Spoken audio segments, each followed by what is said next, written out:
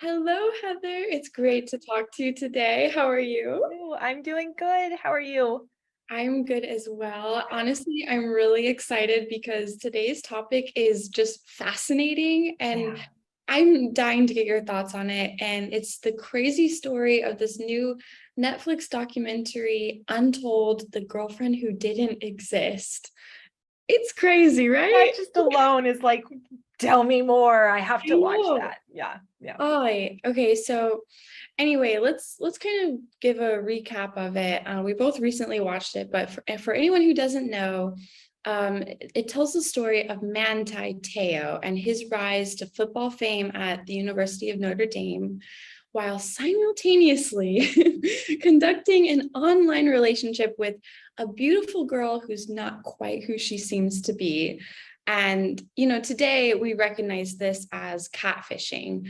But this was going on about 10, 15 years ago when that concept of catfishing wasn't really understood. So before we get any further on what happens, Heather, could you define what is catfishing and why is it so dangerous? So catfishing is when you're pretending to be somebody that you're not. Very simple. Yeah. I mean, it can get obviously so much more complex as this documentary dives into, but just for basic level understanding is that you're pretending to be somebody you're not. And when you're, catfished, you're on the other side of that. You're the one that doesn't understand or realize that there's deception.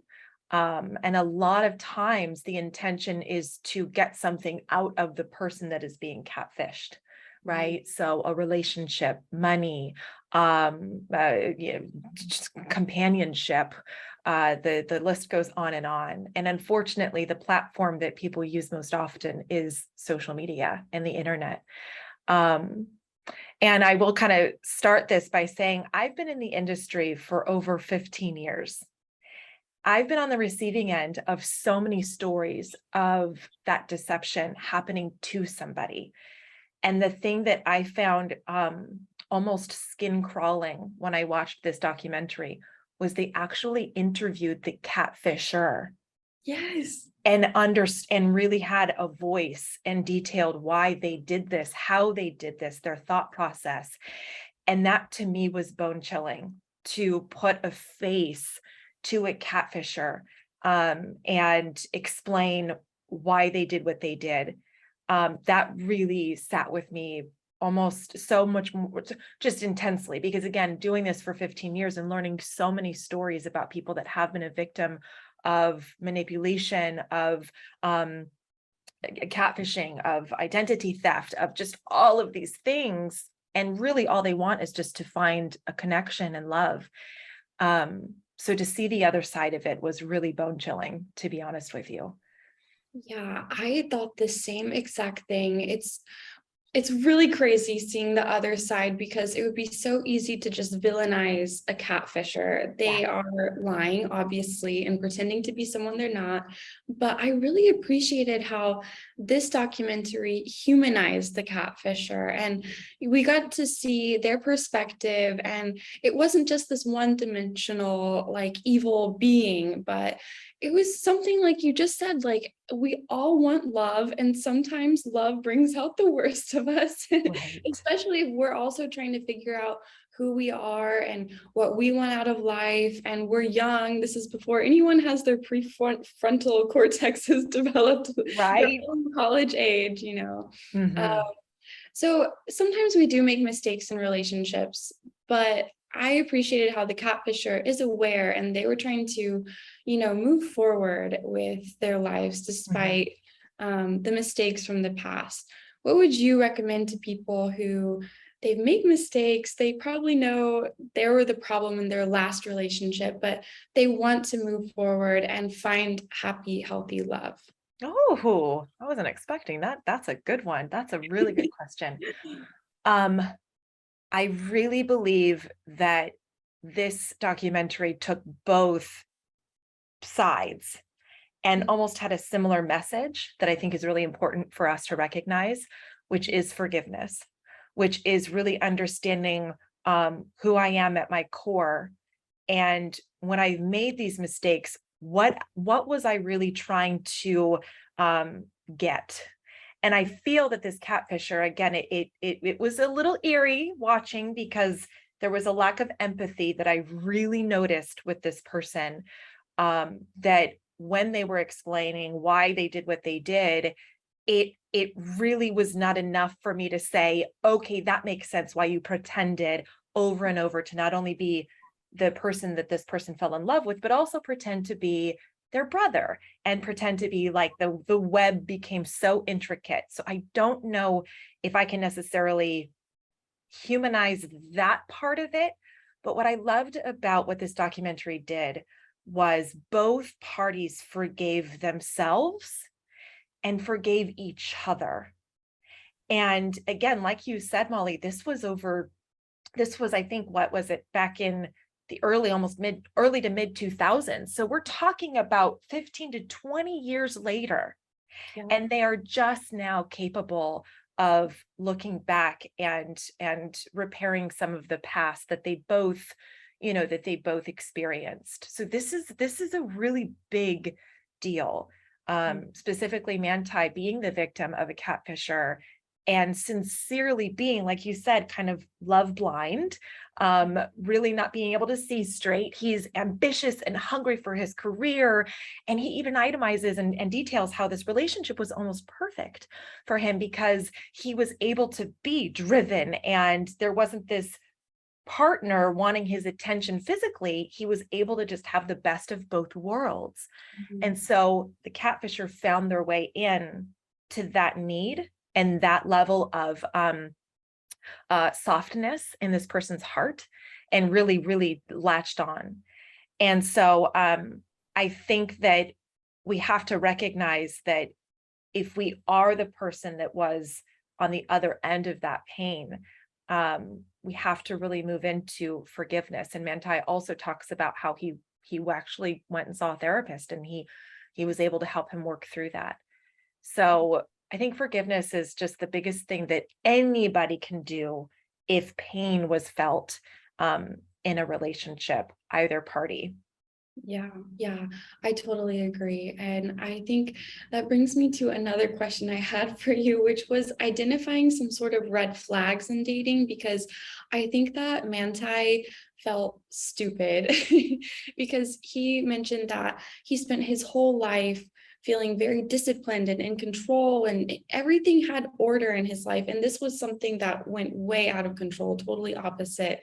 He felt it brought shame to his family, and he felt out of place. But I felt the documentary did a good job at showing how even very smart, disciplined, and educated people can still get fooled in love. So this happens online and in the real world as well. So I wanted to get your opinion. What can singles do when it comes to dating to really feel if someone is authentic or not who they say they are? Right. So I want to first humanize what you just said and actually share with anybody out there that's listening, no matter what, no matter how educated, book smart, relationship experience. I even work with therapists, that have gone through these kind of, they're like, I teach this stuff. How did I fall victim to maybe not catfishing, but a very selfish person or a cheater, or all of these kind of really painful experiences that are not very loving. I want us all to recognize we are human beings and our brains work a certain way. And it's actually scientifically proven that for the first year to year and a half, our brains are buzzing with hormones that can't let us see straight. So please, everybody out there, give themselves grace, because you're kind of blind in that first, it's not just the first few months, it's the first year to almost 2 years of a new relationship. So if we know that, and we're entering into a new relationship, there are a couple of things that we can do to kind of ground ourselves while we're still up in the sky and feeling really good and feeling really happy. And all of those hormones, those lust-filled hormones are kicking in, and we're really loving and experiencing this new connection, right? We don't want to take away from that, but we also don't want it to end up the worst pain we've ever felt a few years after that.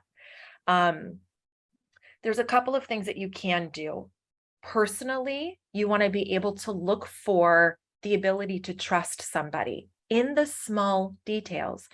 In Mentai's situation, he looks back and he kind of remembers all of the times I wanted to see her, which spoiler alert, not really a her, but every time he wanted to see her, FaceTime her, go out and see her, something would happen. Some magical, oh, the connection is lost. Oh, I don't know what, I dropped my phone and I cracked it. I'm sorry, I can't. And you look back and it's like, well, duh, of course you should. But again, while you're in those lust-filled emotions, it's very hard. So paying attention to those behaviors, not the words, but the behaviors, the physical actions of somebody. Do they show up when they say they're going to? Do they, and that's digitally or in person, right? Do you have the ability to have open dialogue with them and they really make meaningful eye contact? When you talk about going out and seeing friends and family, does your partner say, yeah, come with me, I want you with me? They almost want to show you off a little bit, right? They almost want to celebrate this relationship and the uniqueness that is you. And when they talk about your relationship, do they say you and I, or do they say we? Are they saying us? Are they saying, symbolizing words that say, we are in this together? And as you move into a relationship where you're starting to say the I love yous and you're starting to become intimate and you're not seeing anybody else, that is all a beautiful, beautiful path. But being able to have those, identifiers available, and don't be afraid to ask the hard questions. If they're not saying we or us, if they don't bring you around friends and family and they say, maybe next Thanksgiving, I'll bring you to meet my mom. Having that chat, having that conversation about where are we heading? This is what I'm hoping for. This is what I, really want and need in a relationship. Is that something that we can mutually have together? And having the courage to have that difficult conversation. And then the last step is having a grounding source, right? Maybe an outside resource. And I do come from, being a dating coach and being a matchmaker. It's really great to have somebody that either is in the field, maybe a dating coach, maybe a matchmaker, maybe somebody that can give you some advice. But then also, what about the mentors in your life that are in happy, healthy relationships? People that you can trust because they are putting in 110% into their relationship. Having a conversation with them and kind of taking yourself out of it and sorting out your feelings and emotions and fears and concerns. I think that also can do two things. It can have us see straight, and then it can also have us get really stellar advice that maybe we can't give to ourselves. So those would just be a few things that I would suggest with new relationships to protect yourself a little bit. Yeah, that is stellar advice. I thought the same thing about the value of a third party or a dating coach, for example, because you see that Manti starts like building some suspicions of this relationship and he reaches out to a few friends, but Right.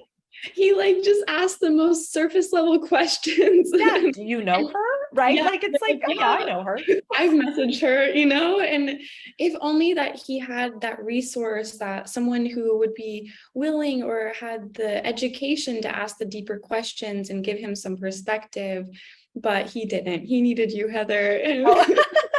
And then he could have saved It takes himself. a village. It takes a village when it comes to matters of the heart, because this is the biggest investment. And I've challenged people with this question or this statement.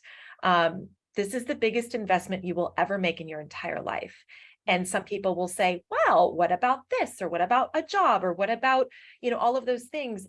Everything is affected by your relationship, your Mhm. performance at your job, your ability to be present in parenting, your ability to connect with friends on a deeper level. It all stems from the connection you make with this yin and yang partner that you're in an intimate relationship with. So treat it as something even more important than your job. Everybody, I work with very successful, educated singles, and the amount of energy and investment they put into their careers. And then I challenge them and say, let's put that same energy and effort into your love life. And that's almost kind of a foreign concept for a lot of singles. It's like, well, it just happens in movies. It should just happen. It's romantic. You can't plan for it. It should be a little bit of a thrill. Yes, but also you can also educate yourself and ground yourself with some incredible resources to protect your heart. So Yeah. it's important. That's beautiful. On that note, I feel like that's the most we can say. I recommend anyone watching this to watch this documentary. I think Heather agrees with me. I will 100% agree. I think you and I both just fell out of our couches watching it. It's so Yeah, important. It's so it was important. it was crazy and very enlightening. Yeah, very important. So Yeah. anyway, thank you, Heather, for joining me and having this Anytime. nice chat. And I Yeah, look forward to our next conversation. absolutely. We'll talk to you later. Thanks, Molly. Bye.